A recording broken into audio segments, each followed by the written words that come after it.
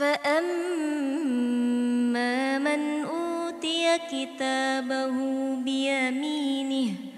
فيقول هاؤم اقرءوا كتابيه إني ظننت أني ملاك حسابيه فهو في عيشة راضية في جنة عالية قطوفها دانية كلوا واشربوا هنيئا بما أسلفتم في الأيام الخالية وأما من أوتي كتابه بشماله فيقول يا ليتني لم أوت كتابيه ولم أدر ما حسابيه يا ليتها كانت القاضية ما أغنى عني ماليه هلك عني سلطانيه خذوه فغلوه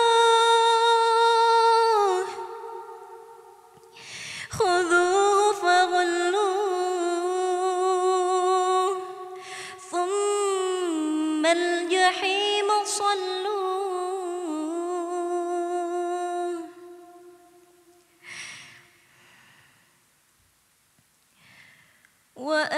وأما من أوتي كتابه بشماله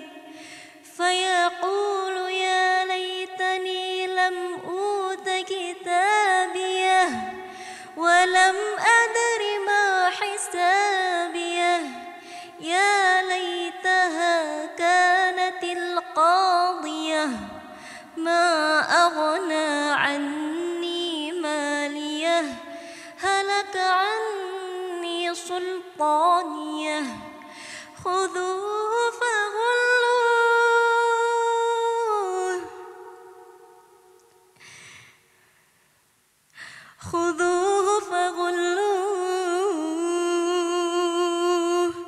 ثم الجحيم صلوه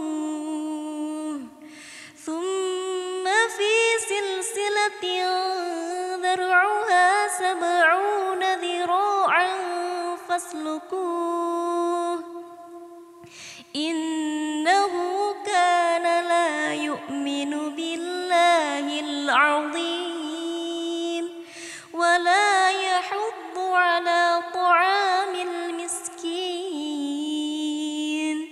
فليس له اليوم هاهنا حميم